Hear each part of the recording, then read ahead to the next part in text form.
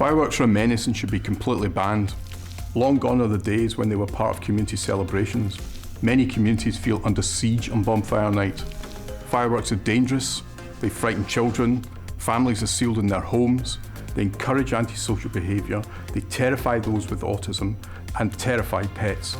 The strength and noise has increased immeasurably and manufacturers are irresponsible, only caring about short-term profits. And our emergency services get overrun every year and can't cope.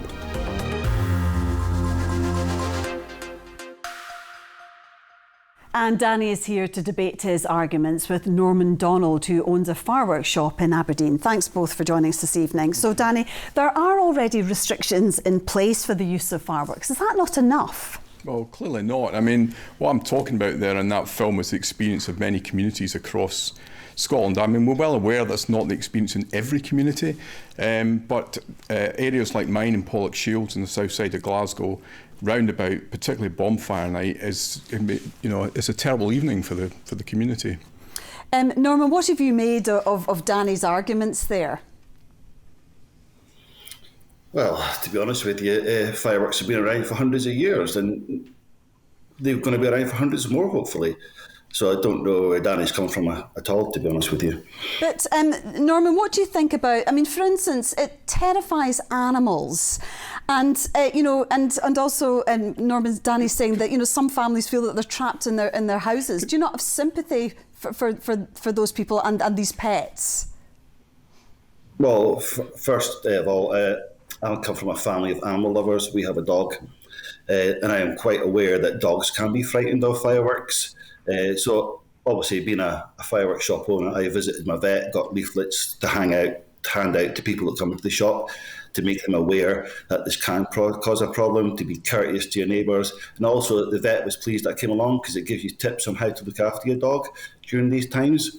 There's also ways you can train your dog from a very young age to desensitise your dog, not just from fireworks, but from all loud noises in society, like airplanes, cars, industry, farms, bagpipes. There's loud noises everywhere in society, and dogs and animals can be spooked. It's just like myself. If a random firework goes off and I'm sitting in my house, I'm going to jump. It's a reaction. Okay, well, I realise what it is. Danny, on you go. One of the problems with this argument that fireworks have been around for hundreds of years, I mean, I can remember bonfire night, you know, you can see what age I am. I can remember bonfire night from many decades ago. But I mean, they have completely changed. I mean, it used to be, you know, Roman candles and Catherine wheels, and the one big firework at the end of the night was a rocket that your dad set off from a milk bottle at the bottom of the garden, and it shot up and it made a relatively quiet noise compared to fireworks today. Fireworks have grown in size and noise.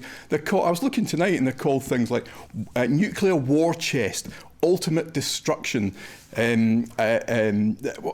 can't remember the rest of the names, but I mean they have changed in all ways. They're big, massive fireworks, 64 repeater, 32 repeater, and in areas like ours, the noise is unbearable. You can't hear the television all night, and it does terrify pets and children, and some of our communities are under siege with these fireworks, and we need to do something about it. Norman, these sound like much bigger fireworks than we used to have when we were all kids. Yeah, fireworks have progressed over the years. The loudest that you can have a firework in UK is 120 decibels. They can't be any louder than that. That's what they're regulated to. And some of them do have some of these names, like Danny is saying, but a lot of them don't. The ones that we sell in our shop are just labelled, they're black. They don't have names on them, like what Danny's saying. So we don't use that kind of fireworks. But as for being under siege, I think under siege is a very incentive word to say at the moment, considering what's going on in UK. The point about why this bill has come around is because in Earl Street we had 30 to 40 youths, young men, firing these fireworks, industrial-sized fireworks, off in our street, horizontally up and down the street, firing them against buildings, firing them across buildings. Families were locked in their homes, and the police themselves said they had to send what they called the riot police to come and sort it out. We were phoning the police all night to try and get something done about it. And this was a particularly bad year, but it wasn't completely out of sorts for areas like mine. So, I mean, to say under siege is a perfectly acceptable explanation of areas areas like that on the south side of Glasgow. Danny, can you confirm they were?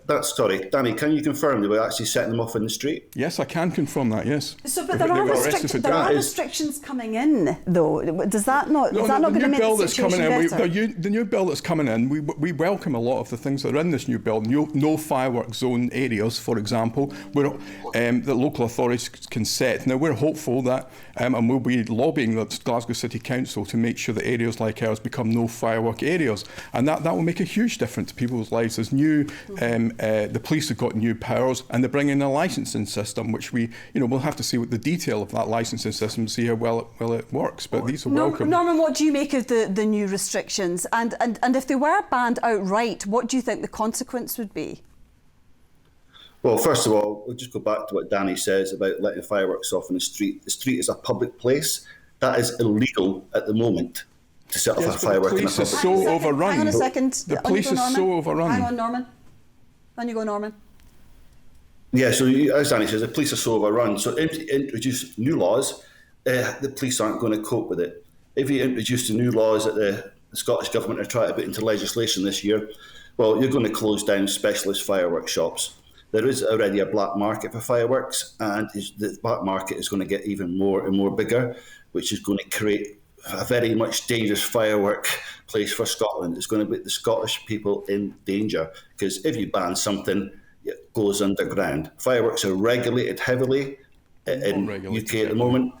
If it is a black market, I bear to think about the consequences. Danny, at the moment, people are buying fireworks from someone like Norman who knows his stuff, and if people are buying them in the black market, that's going to make it more dangerous. There are many countries across the world that have regulated fireworks much more than we have, in Italy, in Australia, and in Ireland, and they don't have anywhere near the problems that we have. If we can regulate it and have areas where communities can get some respite and peace and quiet from these things, then I think that's a good thing. I mean, so it works in other places, Norman? Well, that's completely wrong, because in Hawaii and Australia, fireworks are banned, but yet in both these countries have more firework injuries than we do in the UK, where they're regulated. If you go into YouTube after being on here, type in fireworks in Hawaii at New Year, and you'll see that every second or third household is celebrating New Year with fireworks. So that means every single one of them is an illegal firework.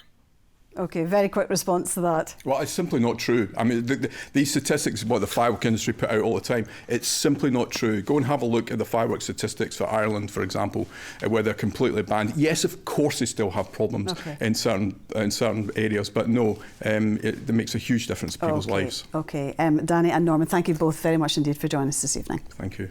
Okay, you're welcome.